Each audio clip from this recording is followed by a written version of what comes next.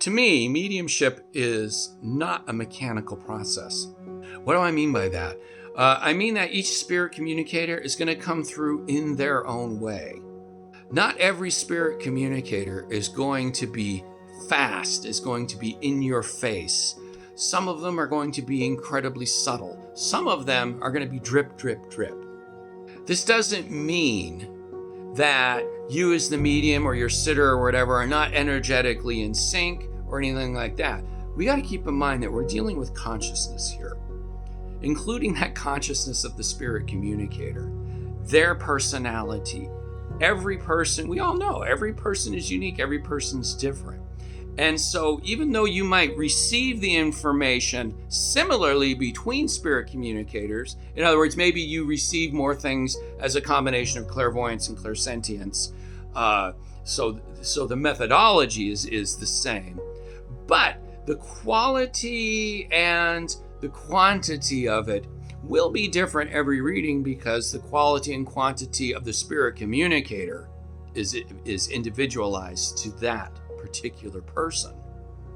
So as mediums, we cannot really tell the spirit communicator what they should be talking about, or the way they should be presenting themselves. No, you're introducing yourself into the mix. You're just going to bungle it up. Let the communicator tell you. Now, here's the thing. I'm one of these mediums who very often will get some data about how they passed. Like, was it an illness? Was it an event?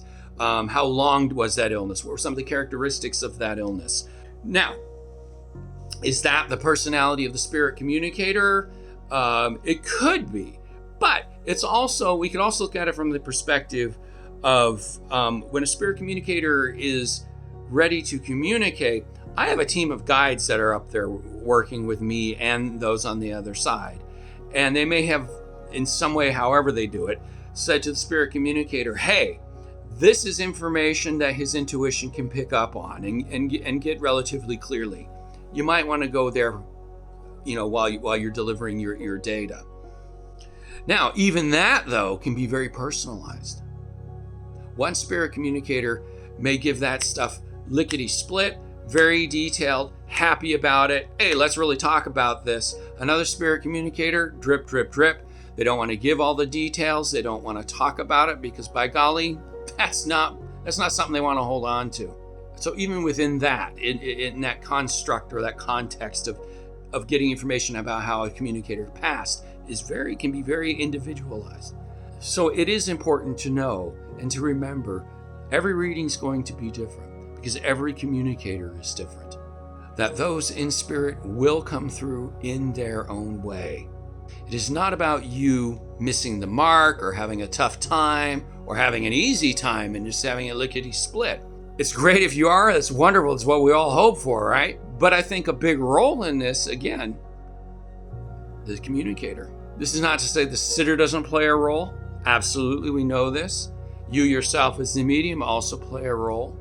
But within the model of the spirit communicator, that too is just as significant a role to play in how the information is received. And so it has to be individualized to them, which in its own way can be demonstrable for the evidence. Your sitter can be going, yes, this is how they acted. Yes, they didn't talk much about themselves when they were here. Or, oh my God, yeah, they wouldn't shut up, and here they are doing the same to you. So indeed, yes, spirits will come through in their own way. So if you're interested in how your loved ones will come through in a reading, just reach out. Let's connect. I'm happy to help build that